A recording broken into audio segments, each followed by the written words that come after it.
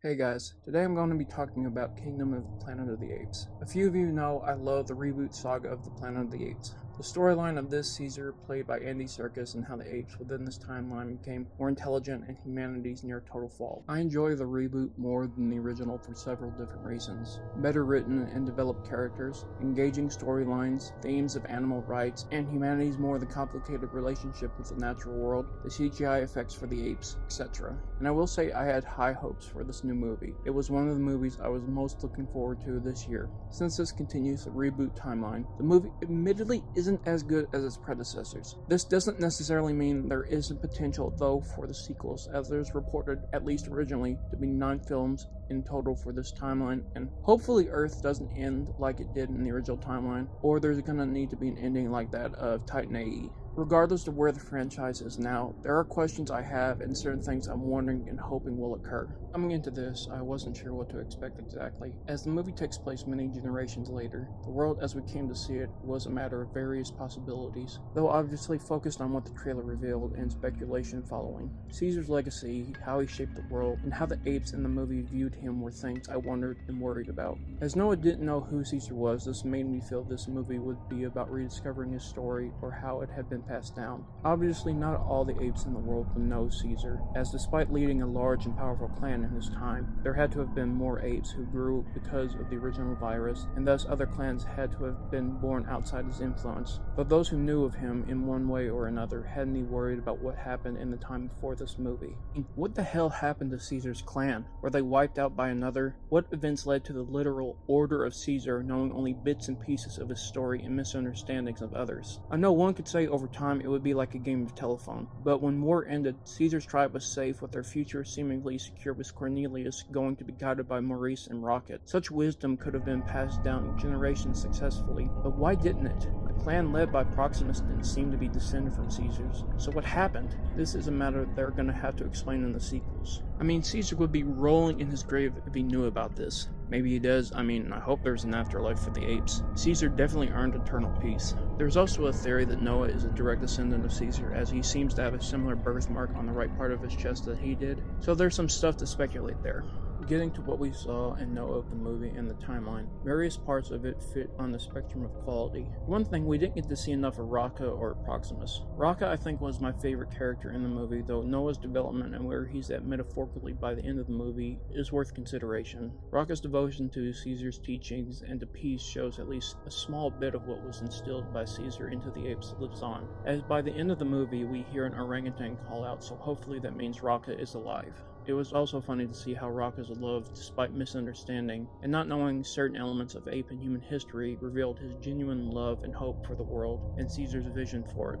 His action in saving May from drowning proved, in his seeming last words of wisdom to Noah, that through understanding, teaching, and actions there can be peace and strength within the world and its inhabitants. Hopefully we'll see him return in the sequels, but it was sad and disappointing we only saw him for a fraction of the movie. The role and presence of Proximus in the film is something that I feel is a complicated matter. He wasn't in the movie for the amount of time I would have thought. Compared to Copa and Dawn and the Colonel in War, his screen time is the shortest of the three, I think. There's a lot to his character I feel, like Scar King and Godzilla x Kong, was not completely fleshed out. Proximus did leave his mark on the story, and in Noah specifically.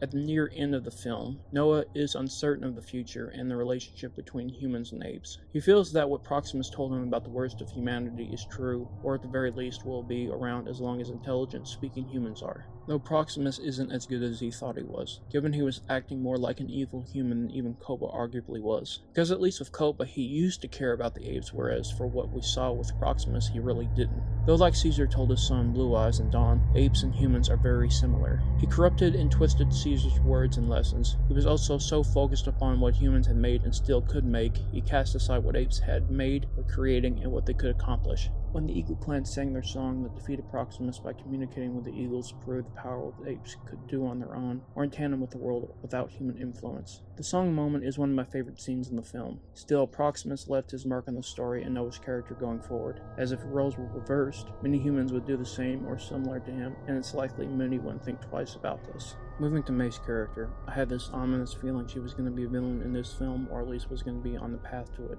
Given the lines we heard in the trailers, I figured she'd be this self-righteous believer that humans are superior to all other beings. This belief is called humanocentrism. To this day, many humans push this worldview in both reality and fiction. Many continue to see how we treat animals, even in the most cruel or horrific ways, as moral or without fault. And in various fictional creations, to believe humans are more moral or more important than other beings, whether it's mutants, vampires, werewolves, aliens, or in this case, enhanced apes. And unfortunately, this is partially true. She did trigger the explosion that killed several apes to prevent Proximus from getting the weapons in the vault. I will be clear in saying I don't know what I would do in her place, and I can only imagine the hardships she was born into and grew up in. She and the other still-speaking humans are survivors that have to make tough, seemingly impossible decisions. She does say that humans deserve to be how they were once, though we do see some uncertainty and perhaps guilt when Noah confronts her on her actions, so it's possible she's an antagonist in the future. I want to be clear on this and say I don't want humans to be robbed of their minds and voices. I don't want them to be wiped out like Proximus wanted. He sought genocide, which was in stark contrast from what Caesar wanted, coexistence. I hope for humans in both fiction and reality to live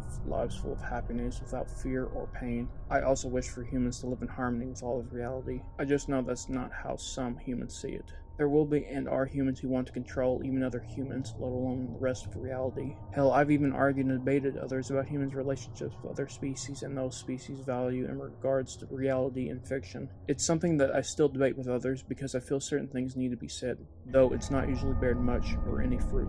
Back to the film, I wanted to talk about Noah and specifically his developing and eventual uncertain views of the world and the relationship between apes and humans. Through his interactions with Raka, Proximus, and May specifically, his feelings and beliefs fuse and mesh with one another. Despite being resistant and dismissive of Raka in some ways, he did see his acts of mercy and selflessness, which showed his wisdom and virtue. He even talked about him in his last conversation with May, wondering about what the wise orangutan would feel and what Caesar would say. Through his conversations and time with May, he's come to distrust and in some ways resent humans even more than he did earlier in the film. He speaks about humans almost like a virus or a corrupt force that would devastate and control everything, as to fill a megalomaniacal ambitions and visions. He isn't set one way or the other. He's unsure, and it's something that's going to be a defining element of his journey in the future of the franchise, like how Caesar had to wrestle with his love and mercy for humans and his responsibility and bond with his community of apes. The movie's quality varied in its presentation and execution. Admittedly, I wasn't as attached to the characters of this film as I was to the three that preceded it.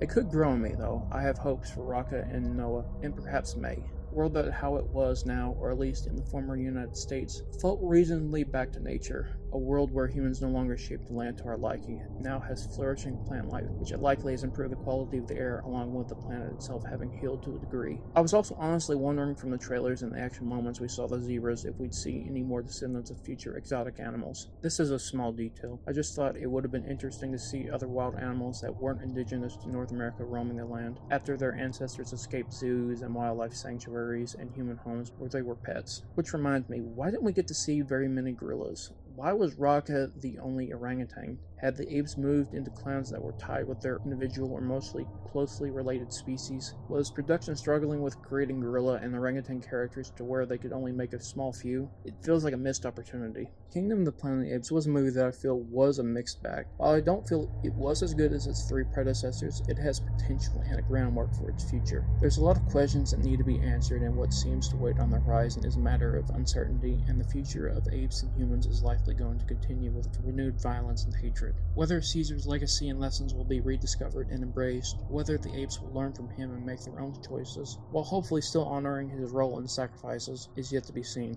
While I am unsure of how things will go, there's a possibility things grow into a renewed and powerful story. Perhaps part of my disappointment comes from how entertaining Godzilla x Kong was, and the hopes this movie might continue that level of excitement. Still, there's different possibilities where the story could go. I just hope it all pays off. Nevertheless, let me know your thoughts on the movie. How did you all feel about the newest addition to the reboot Planet of the Apes? I hope you all liked this video. Make sure to like, comment, and subscribe. I'll see y'all in the next one.